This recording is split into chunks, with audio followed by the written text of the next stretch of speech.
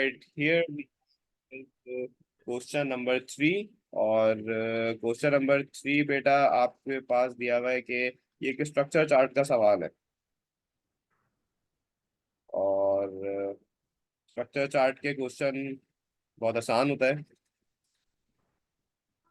उसको अभी सॉल्व करते हैं हम अपने पास। The header, the module header for 5 modules in a program are defined in a pseudocode as follow। ये मेरे पास आ गया फंक्शन है, ये मेरे पास फंक्शन प्रोसीजर फंक्शन आ गया, प्रोसीजर आ गया, प्रोसीजर आ गया और एंड फंक्शन आ गया। An additional module had repeatedly calls 3 of the modules in a sequence। A structured chart has been partially completed। Complete the structure chart to indicate the information about 6 modules। Do not label the parameters and do not write the module names। ये वो काम है जो नहीं करना। अच्छा जी। दे दो। Complete the structure chart to include information of 6 module. सबसे पहले ए है, ए दे रहा है बी सी और डी को। सबसे पहले इन्होंने मुझे बताया हुआ है कि यहाँ पे जो मॉड्यूल यूज हो रहा है वो है हेड। 10 से बाद चैट में क्यों भेज दो? अरे यार ये मेरे पेन को क्या हो गया है।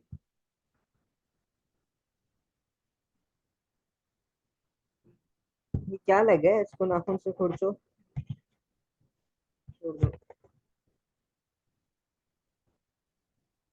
ना, वो मत बोलो। अरे भाई अब्दुल्ला तुम हमारे वैसे गड़बड़ ना जा।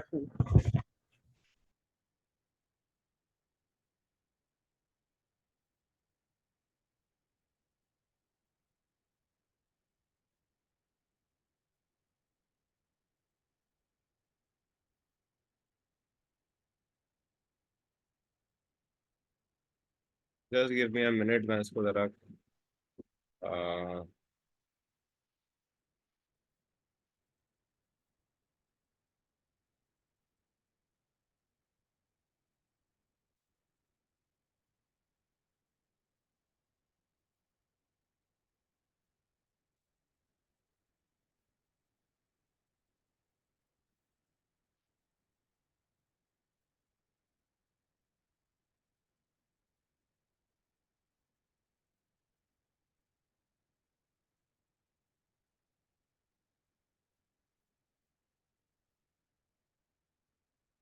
अच्छा। इस सवाल के अंदर बेटा एक चीज तो आपको पहले से दी हुई है कि आपका जो एडिशनल मॉड्यूल है हेड, वो सवाल के अंदर ही बताया हुआ है कि वो सारे मॉड्यूल्स को कॉल कर रहा है। तो इसमें ये सवाल तो आना नहीं चाहिए कि सर हमारे पास जो ए पार्ट होगा वो कौन सा होगा। जाहिर सी बात है वो आप लोगों के पास यही होगा ए, क्योंकि वही सबको जो है आप लोगों के पास कॉल करा रहा है। अच्छा, अब अगर ए सबको यहाँ पर कॉल करा रहा है तो अब हमें ढूंढना ये है कि हमारे पास बी सी और डी क्या है। तो जैसे कि इसका सेकंड पार्ट है, ए पार्ट में तो करना ही है कि इसको स्ट्रक्चर को कंप्लीट करना है। अच्छा, लेबल नहीं कर सकते, मॉड्यूल का नाम नहीं लिख सकते, लेकिन जो चीज इसमें नहीं है वो यहाँ पे इसका कुछ मार्किंग नहीं है। जैसे कि पहले तो ये देखो कि ए जो है वो ए 6 के 6 मॉड्यूल्स को कॉल करा रहा है। अब अगर एक मॉड्यूल 6 के 6 मॉड्यूल्स को कॉल करा रहा है तो दैट मीन्स यहाँ पे आपके पास इस तरीके का एक सिंबल आता है। इसका मतलब ये है कि ये तीनों पे अपने पास एक सिलेक्टेड क्राइटेरिया को यूज करता है। इसको मेरे जहन से इसका नाम निकल रहा है, इसको हम एज अ सिलेक्शनल एरो कहते हैं, विच मीन्स कि it can select from these values. अच्छा, अब ए से बी पे जा रहा है, सी पे जा रहा है, डी पे। अच्छा डी पे देखो, डी पे कोई वैल्यू उसने इनपुट नहीं कराई, बस आउटपुट करा रहा है। That is not possible. So that means कि यहाँ पे जब तक कोई भी वैल्यू आपके पास जाती नहीं है वो आपके पास वापस कैसे आएगी? How is this possible? So I am going to draw this here. So this goes for 1 mark, this goes for 1 mark. Labelling और नाम नहीं लिखने, सिर्फ इसको कंप्लीट करना है। इसके बाद नीचे आओ, डी से ई और एफ पे देखो। अब एक बात तो ये कि अगेन यहाँ पे अगर ई से वैल्यू आपके पास वापस जा रही है, कोई वैल्यू उसने ली नहीं, तो यहाँ पे हम अपने पास एक और एरो बनाएंगे। So this value is going to go here, फिर ये वापस आएगी। And similarly the value at F, is right here as selectional value वापस समझा दें। यार शाह देखो, जब भी पेपर में कोई ऐसा सवाल आएगा कि स्ट्रक्चर चार्ट्स में आपके पास एक बॉक्स यहाँ पे बना हुआ है और उस एक बॉक्स के साथ बहुत सारे एजेटिस कनेक्टेड है एंड फर्दर मोर। अब जैसे कि सवाल में यहाँ पे लिखा हुआ है ना कि एक मॉड्यूल है उसमें से बहुत सारे आप कलेक्ट कर रहे हो, so it's totally up to me कि मैं कौन सा वाला जो हूँ अपने पास कनेक्ट करा रहा हूँ। तो जब भी इस तरीके का एक सिलेक्शनल क्राइटेरिया होता है कि इट्स अप टू मी के which one I want to select और which one goes into the way या which one meets that certain criteria, तो तब मैं इस एरो को यूज करता हूँ। तो पेपर में अगर आपके पास इस तरीके का क्वेश्चन है तो don't forget to use this arrow as well. अच्छा, अब इसके बाद यहाँ पे हमारा एक पार्ट कंप्लीट हो गया। फिर हम चलते हैं अपने सेकंड पार्ट की तरफ। सेकंड पार्ट पे आपके पास लिखा हुआ है कि complete the table using the information in part 3A by writing each module name, replace the labels A to F। तो A तो आप लोगों को पता है, this is definitely a head. Now I need to differentiate between module B, C and D। अच्छा, अब B पे चलते हैं। बी मॉड्यूल तुम लोगों को कौन सा लगता है होगा? यार एक चीज ये देखो कि ये वाला साइन जो है डिफरेंट है, ये जो डबल एरो वाला है, और ये वाला जो साइन है ये भी डिफरेंट है because it states for Boolean. अब एक काम करते हैं, जरा मॉड्यूल डी निकालता हूँ मैं। मॉड्यूल डी कौन सा हो सकता है? तो module D should has to be this one. कैसे पता चला? क्योंकि ये वाला जो एरो मेरे पास यहाँ पे लगा हुआ है ये हमेशा जब आएगा जब बूलियन की वैल्यू रिटर्न हो रही हो। एक चीज पता चल गई, लेकिन यहाँ नहीं लिखना। उसने लिखा हुआ एग्जामिनर ने, do not label the parameters and do not right the name. तो अगर आपके पास ये है फंक्शन मॉड्यूल वी, तो आपके पास सी क्या होगा? अब सी के अंदर देखो क्या खास बात है, ये खास बात है सी के अंदर। तो सी आपके पास इनमें से कौन सा होगा? This has to be a module X, क्योंकि यहाँ पे किसकी बात हो रही है? बाय रेफ की। और बाय रेफ में कौन सा सिंबल लगता है बेटा? ये जो इस साइड पे भी वैल्यू लेगा और यहाँ पे भी वैल्यू लेगा। So this has to be a by ref value. आपके पास सी भी आ गया। अब आपके पास बी कौन सा होगा? बी सिंपल, मतलब सिर्फ वैल्यू आपके पास आ रही है। तो this can certainly be your this module, क्योंकि इसमें कोई भी ना बूलियन है ना बाय रेफ वैल्यू है।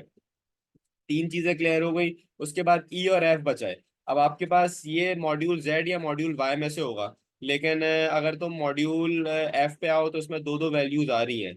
और दो दो वैल्यूज आ रही हैं। अब इस टेबल में से कौन सा ऐसा पॉइंट है जिसमें दो दो वैल्यू आ रही है? ये रहा मॉड्यूल वाई। इसमें जो है W3 भी आ रहा है, Z8 भी आ रहा है। So this is your module Y. और जो लास्ट वन बचा है वो हो गया। So this is simple. तो इसको हम फिल भी कर लेते हैं। जैसा कि मैंने अभी बताया, ए हमारा हेड था, बी जो है हमारा बेटा मॉड्यूल डब्ल्यू है, सी जो है मेरा मॉड्यूल एक्स है, डी जो है मेरा मॉड्यूल वी है, ई जो है मेरा मॉड्यूल जेड है, और लास्ट जो है मेरा मॉड्यूल वाई है। So I hope that you are able to understand that how I am taking those different values. इसके बाद बी पार्ट है। बी पार्ट के अंदर लिखा हुआ है कि the structure chart represents the parts of a complex problem. The process of decomposition is used to break down the complex problems into sub problem। Describe three benefits of this approach। इस approach के तीन benefits क्या क्या हैं structure chart के? अब structure chart वैसे हमने ओ लेवल्स के अंदर पढ़ा था, इसके कुछ बेनिफिट्स मैं आप लोगों को बता देता हूँ। सबसे पहले तो हम यहाँ पे लिख सकते हैं that it can help you in breaking a complex problem down, making it easier to understand। इसका बेटा और एडवांटेजेस भी हो सकते हैं। वो ये हो सकते हैं कि smaller problems are easy smaller problems are easier to program, test और maintain। ये भी लिख सकते हैं that they are quite easy to solve as well। And when I'm talking about structure charts, you can see that I have breaking down them into different pieces. Now, what I can do is that, for example, I have 5 students into my class। मैंने अपने programme के 5 pieces बनाए और उन 5 pieces को मैंने अलग अलग अपने स्टूडेंट्स को डिस्ट्रीब्यूट कर दिया। मैंने कहा कि भाई मेरी क्लास के अंदर जो अब्दुल्ला आतिफ साहब हैं, आप इस पे काम करो, रेहान साहब इस पे काम करो, शाह हुसैन इस पे काम करो, जैन तुम इस पे काम करो। तो कैन यू सी दैट, मतलब स्ट्रक्चर चार्ट से ब्रेक डाउन हो गया ना। तो यहाँ पे मैं ये भी लिख सकता हूँ कि सब problems can be distributed among your teams. I can also say that they can be solved separately. So that's it. Now let's move on to the next question. अब अगला सवाल मेरे पास जो है, मेरे एक बहुत खास अजीज दोस्त और स्टूडेंट ने कहा हुआ है सॉल्व कराने को।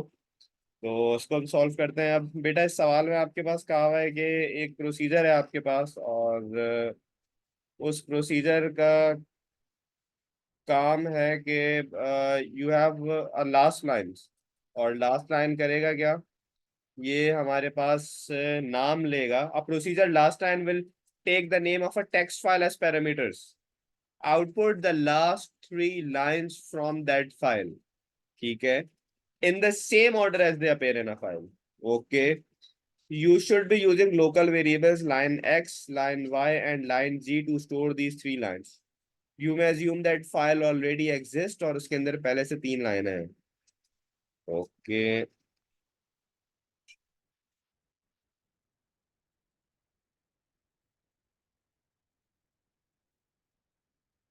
देखो कितने मार्क्स का है भाई, ये 6 मार्क्स का सवाल है। चलो सबसे पहले हम अपना स्टेप नंबर 1 लेंगे। स्टेप नंबर 1 मेरे पास क्या है बेटा, सबसे पहले मैं लूंगा कि मेरे पास इसका प्रोसीजर क्या है। प्रोसीजर का नाम क्या है, लास्ट लाइंस।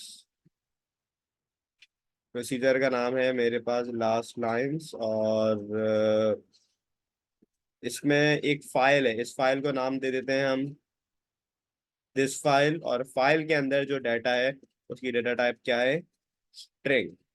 इसके बाद हम अपनी डिक्लेरेशन करेंगे। बेटा डिक्लेयर मुझे क्या क्या कराना है इस फाइल के अंदर, देखो अब आपके पास जो है एक होगी दिस लाइन जो करंट लाइन है, सवाल के अंदर दिया हुआ है लाइन एक्स, सवाल के अंदर दिया हुआ है लाइन वाई, सवाल के अंदर दिया हुआ है लाइन जेड, और ये आपके पास होगा डेटा टाइप की स्ट्रिंग। अब फाइल हैंडलिंग के सवाल के अंदर फाइल देखो कह रहा है कि फाइल ऑलरेडी एग्जिस्ट, फाइल बनाने की जरूरत नहीं है, लेकिन उस फाइल में जब तक काम नहीं कर सकते जब तक उस फाइल को ओपन नहीं करते। तो यहाँ पे हम अपने पास सबसे पहले यही लिखेंगे कि the first thing you need to do is right here that you need to open file. इस फाइल को ओपन करना पड़ेगा, जिस फाइल का नाम क्या है, दिस फाइल। और इसको किस लिए करना पड़ेगा, फॉर रीड। अच्छा, अब एक बात तो ये कि यहाँ पे मैं अपने पास जो मेरी लाइन वाई है इसको मैं डिक्लेयर करा रहा हूँ स्ट्रिंग से, और इसको मैं कह रहा हूँ कि अभी जो मेरी लाइन वाई और लाइन जेड है ये आपके पास एम्प्टी है।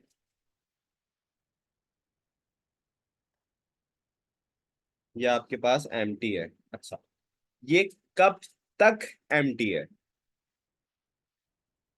While not the end of file this file, जब तक इस फाइल का एंड ना आ जाए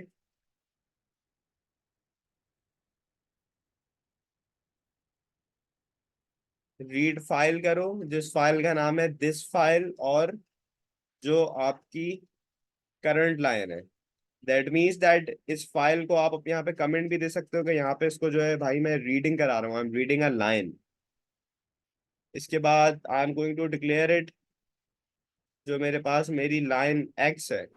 ये जो आपने ईओएफ लिखा है उसमें हम वैसे ही लिखेंगे या एंड ऑफ फाइल भी लिख सकते हैं मतलब। ई ओ एफ ही लिखोगे।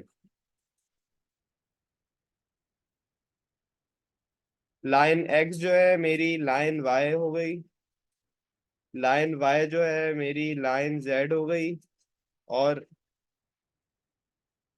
लाइन जेड जो है वो मेरी वो लाइन हो गई जो अभी करंटली अवेलेबल है। और फिर जो है इसको मैंने यहाँ पे कराया एंड वाइल, यहाँ पे फिर मैंने इसको कराया क्लोज फाइल, किसको, दिस फाइल को, और एंड में फिर आपने कुछ भी नहीं करना, you just need to output your line X, you need to output your line y, you need to output your line z। अच्छा, थोड़ा सा मैंने कैपिटल लेटर में अगर कोई गलती कर दी हो तो वो अपने पास से तरीके से लिखना, ये स्पेलिंग में। और यहाँ पे आपके पास हो गया एंड प्रोसीजर। तो इस सवाल को एक दफा हम फिर से समझते हैं, दोबारा से सुनो। सवाल ने कहा है कि take the name of a text file as parameter, output the last three lines from the file in the same order as they appear, use variable line x, line z, line y to store the three lines from the file, you may assume the file has three lines। तो सबसे पहले इसके अंदर हम करेंगे अपनी procedure की declaration, starting और एंडिंग सही कर दी, 1 मार्क ले जाओ। उसके बाद करोगे बेटा डिक्लेरेशन लोकल वेरिएबल की, जिसमें आ जाएगा तुम लोगों का line, this line, line X, line Y, line Z, और आप अपने पास फाइल को ओपन करोगे। ये भी कर लिया, 1 और मार्क्स ले जाओ। इसके बाद तुम लोगों ने लूप लगाया, ओपन करो फाइल को जब तक फाइल के एंड तक नहीं पहुंच जाते। ये क्यों किया? ताकि फाइल के अंदर आप अपने टेक्स्ट को पढ़ सको कि फाइल में है क्या क्या। ये आप लोगों को मिल गया आपका 1 मार्क। उसके बाद आपने किया कि रीड करो इस फाइल के अंदर से this line, read file this file line, ये आपने किया, ये आपको मिल गया 1 मार्क। उसके बाद फिर आप लोगों ने इसकी की शफलिंग, क्योंकि this line, line G, line Y, मतलब वो तीनों मुझे उसी ऑर्डर के अंदर प्रिंट कराना है। जब आप लोगों ने इसकी शफलिंग की तो ये आप लोगों को मिल गया 1 मार्क, और एंड में आपने आउटपुट करा दिया, ये मिल गए आप लोगों को सारे मार्क्स।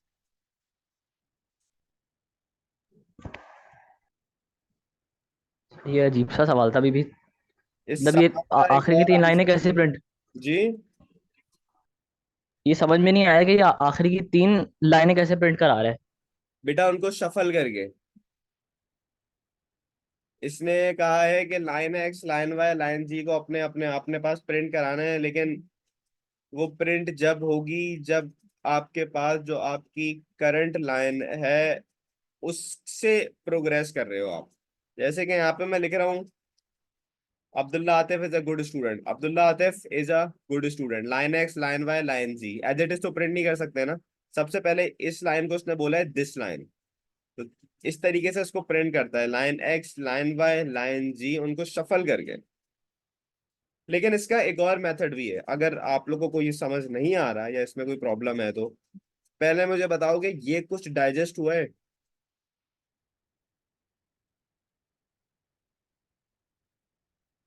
सर ये बस डाइजेस्ट हो गया, मतलब ये line X equals to line Y समझ में नहीं आ यस शाह हुसैन, आपने भी बेटा मुझे सही एक आंसर दिया है, इस तरह से भी हो सकता है।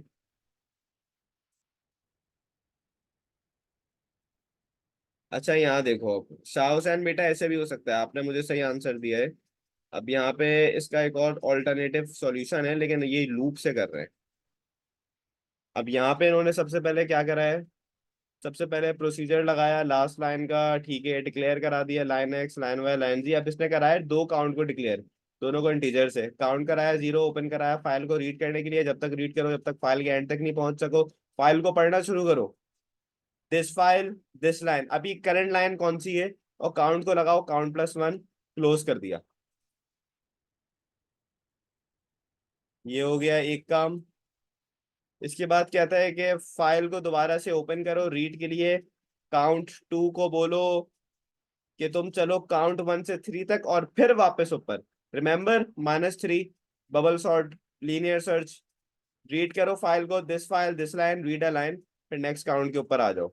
अभी क्या करेगा, पहले 1 पढ़ेगा, 2 पढ़ेगा, 3 पढ़ेगा, फिर कैसे चलेगा, 3 आएगा, 2 आएगा, 1 आएगा।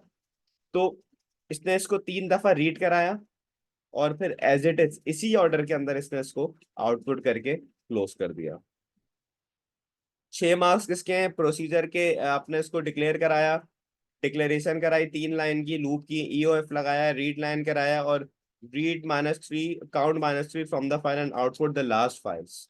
तो इसके ये दो सॉल्यूशंस हैं।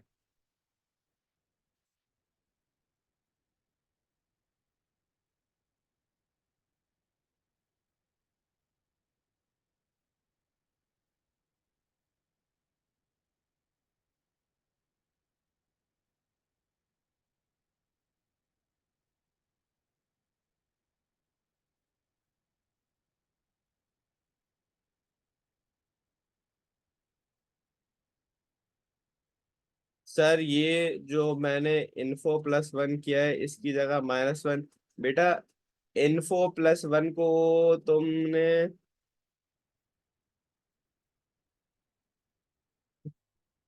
यार शाह तुमने यार ये सही तो किया है, लेकिन ये temp1 temp2 info+1 info+2, ये तुम इन्फो को काउंट करा रहे हो, क्या करा रहे हो ये?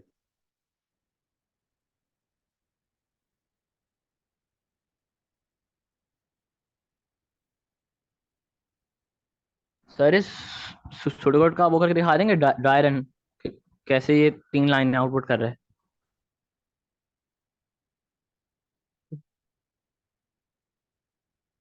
अभी दिखा देते हैं।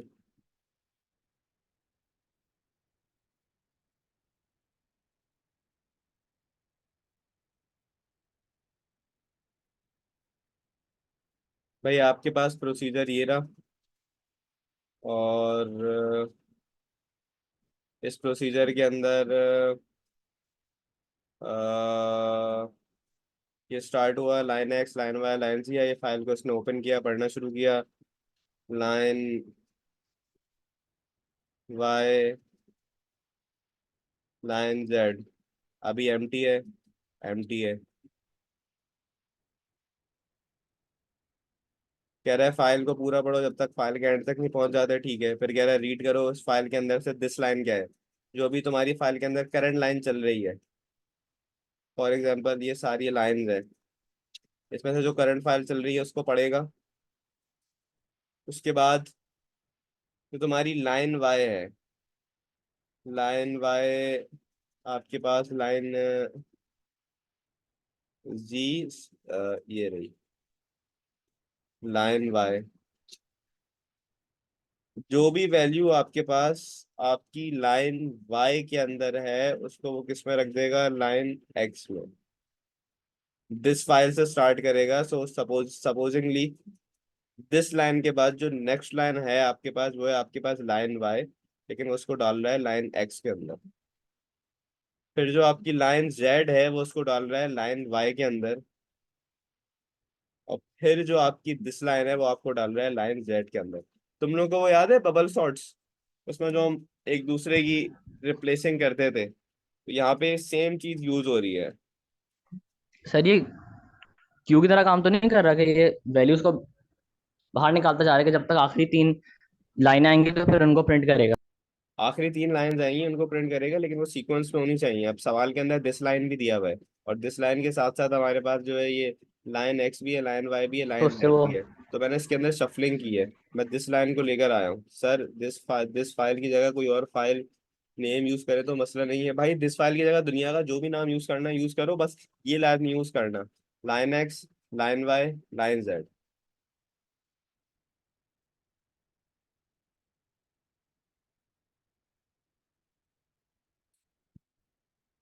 खैर, अब आप लोगों के पास आप लोगों की बुक्स के अंदर ये पेपर है, इसको अपने पास कंप्लीट करो, क्योंकि मेरी जो है वो अगली क्लास है।